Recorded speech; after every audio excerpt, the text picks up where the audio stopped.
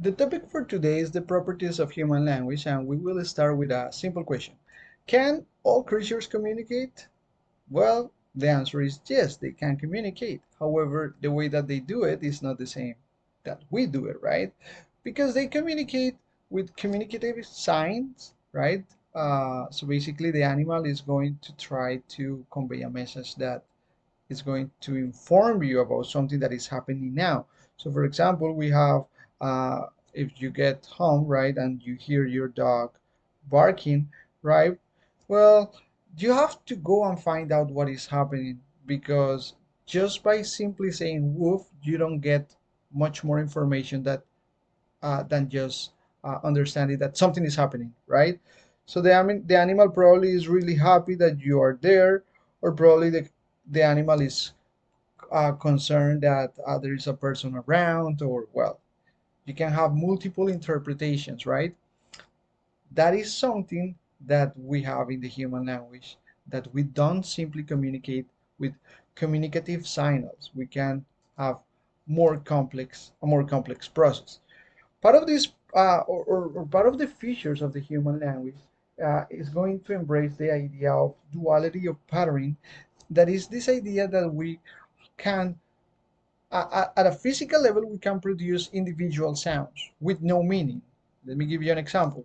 I can say, for example, the, right? I can produce the, I can produce G, I can produce O, right? I can produce these sounds individually with no meaning at all. And I can also combine these sounds and I can produce some meaning.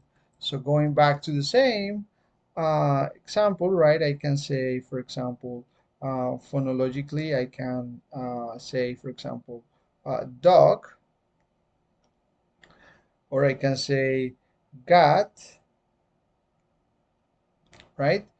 And then, well, of course, I am going to produce, like in your head, some ideas, right? I produce some meaning. Okay, I understand what a gat is. I understand what a dog is, what a gat is, right?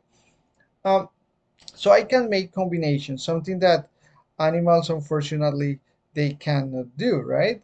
So if you have your dog and your dog says woof, right? I'm happy to see you. Let's say that that is what he wants to say. He's not going to be able to combine and say, for example, well, fo, right? That probably is mean, well, I'm sad.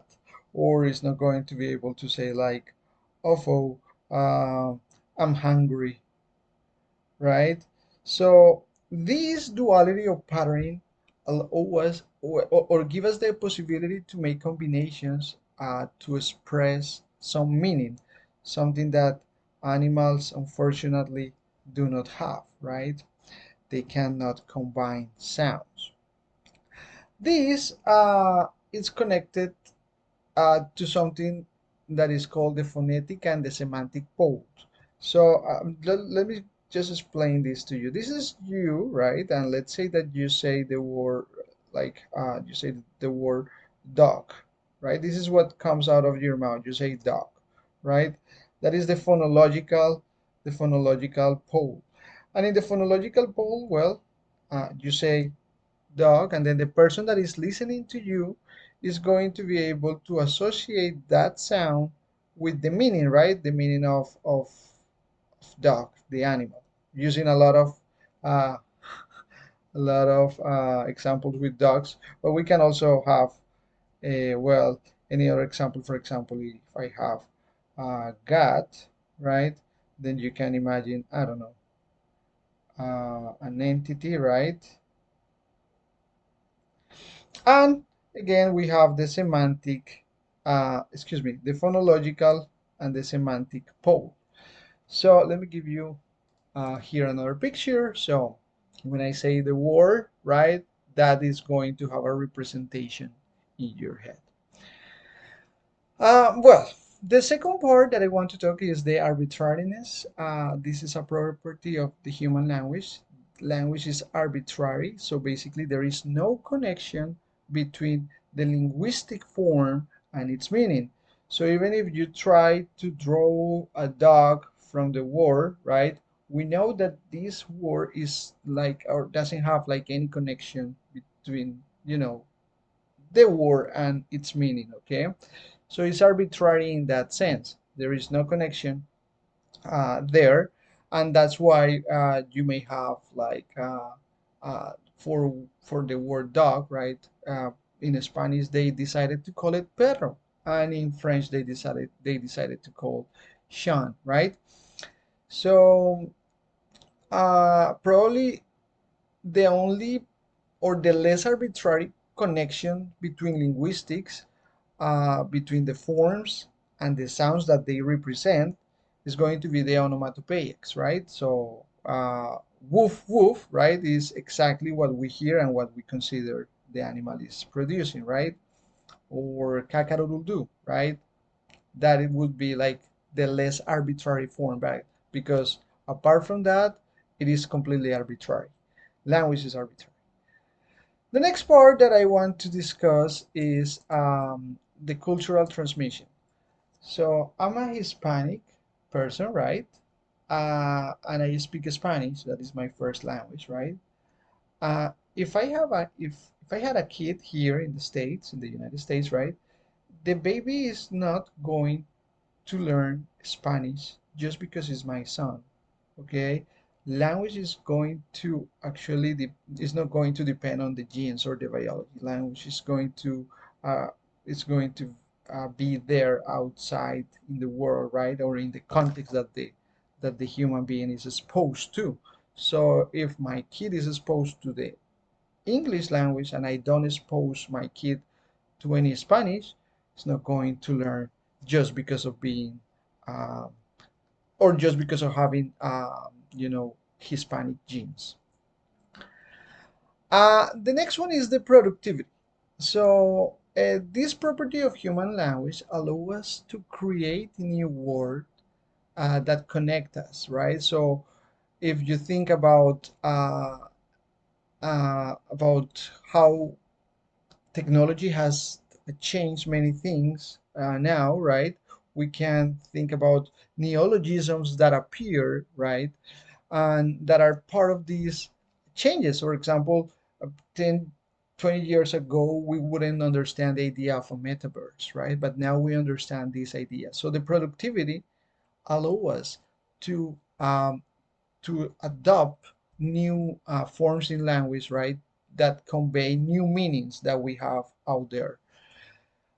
The next one, that is the last one, is that this is the language property that allow us, the displacement is the language property that allow us to refer to situations that are not here or not now. So one of the example that I can give you is I can say, for example, I was at the gym, right?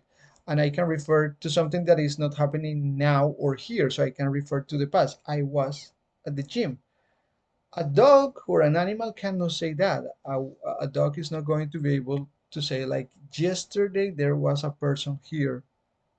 It's not going to be able to say that. So I can say things like, Hitler was born in Austria. So if you think about that sentence, Hitler was born in Austria, right? Let me just put it here just for the sake of the example. Um, I can refer to two things. Was born in Austria. I'm not referring to, first of all, I'm referring like to a time that is not now. I can refer to a time that is not now. Was born. And I can refer also, as I was mentioning, uh, to a place that is not here, right? So we are not in Austria, right? Um, and but also the displacement allow us to think about things that are not present. As I was mentioning, Hitler is not present, or I can say, for example, my mom called me, but my mom is not present, right? So I can still talk about that. Uh, or I can talk about things that they exist and we cannot be sure I can talk about Superman, for example. I can say Superman alter ego is Clark Kent, and we know that Superman doesn't exist, right? But we can talk about this because of this feature of language, because we can have this displacement. An animal cannot do that. An animal cannot have or doesn't have this feature, and this feature of this feature of the language allow us to be creative, to have some sort of creativity, right? Because we can not simply talk about here and now. That is what normally a dog or an animal is going to be able to express when it's communicating, right? So when the dog is barking, we know that something is happening here and now. But with the humans, we can actually work at different levels. We can talk about the past, the future. We can talk about things that are now present, and we can talk about things that maybe we question the existence of that kind of things.